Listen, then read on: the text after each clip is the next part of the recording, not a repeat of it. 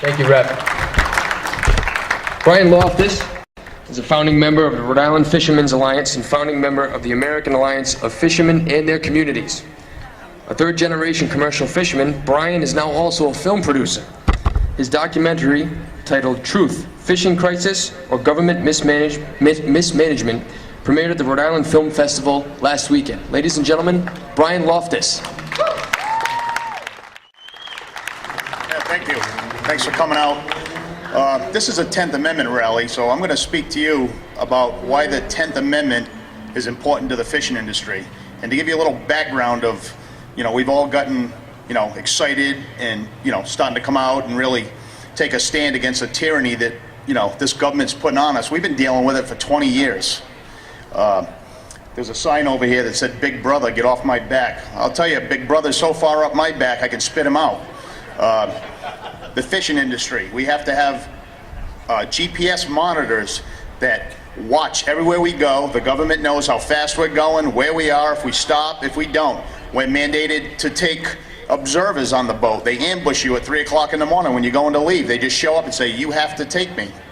They keep cutting back all the fish on us. The stocks have come back, but yet all these federal mandates that are imposed on the state, which trickle down to us, have just about put us out of business. They've ruined the infrastructure, the people that support the fishing industry, whether it's twine shops, channelries, the places we unload our fish. They're all feeling the pinch, and we're about to lose this industry if something doesn't change very soon. And you might say, well, how does this affect me? Well, first of all, the fishing industry has been a major economic engine to Rhode Island for a long time. Even with all the restrictions and the boats we've lost, we still landed over $100 million worth of fish in Rhode Island last year, which translates $4 to $6 to the local economy. For every person working on a boat, there's 4 to 5 people working in some industry associated with fishing. So it's a lot of money that's generated, but it's also a food source. It's a resource. It's protein. It's the last natural, unadulterated thing you can put in your body. It's the best source of protein you can get. Now, 20 years ago, the imported fish that came to this country was down around 15 to 20%. It's up to 86 now. Out of the 86% of this imported seafood, 1.5% gets inspected, and out of that, 60% gets rejected and sent back because it's contaminated or got some, chemical in it or whatever. All the farm-raised fish, they're full of antibiotics because they get tons of diseases because they're all swimming around in their own mess all the time. So, the 10th Amendment will give us the right to govern our waters, our fishermen, and let it become a thriving business again for all of us, not just me. Boats are expensive, fuel's expensive, insurance is expensive. The federal government changes the rules about every 2 to 3 weeks of what we can do. I'll give you a perfect example. 2 weeks ago, I had to go ground fishing on George's Banks. I have a 45-foot boat now. I don't belong up there, but I had to do it. So I had to buy more tow wire to go out in the deeper water, which I did. I went up there, I got a trip of fish, I came back, it was good. I was getting ready to turn around and go again, got a notice in the mail that said, "You can't do that anymore." Just like that. So now my investment and any money I did make, I lost for the extra wire and supplies I had to buy. This is what happens continually.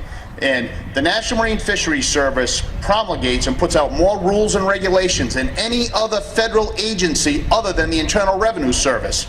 We're small, independent business people. You talk about Big Brother being on your back. It's just, you can't go here, you can't go there, you can't use this net. You have to take this person with you. You only have 30 days to go ground fishing. If you go down to Galilee right now, there's 6 or 7 boats now that have cameras on them. 5 or 6 cameras on them, and then someone from the government comes down at the end of the week and downloads all of the camera activity for the boat for the week, and then we pay someone to sit in a cubicle and look at it to make sure that he didn't catch something he shouldn't have, or he didn't take too much of this. This is Big Brother. This is coming to the rest of the industries. We've been dealing with it for 20 years. If you guys don't wake up, it's going to be bad news.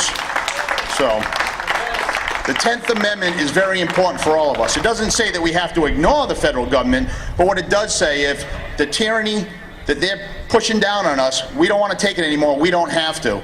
And Mr. Trillo was up here saying that about the upsartation, painted across the visor of my boat says, "When government abuses and usurpation occur, it is the right and the duty of the people to throw off such government." I've had that up there for over a year. So, thank you.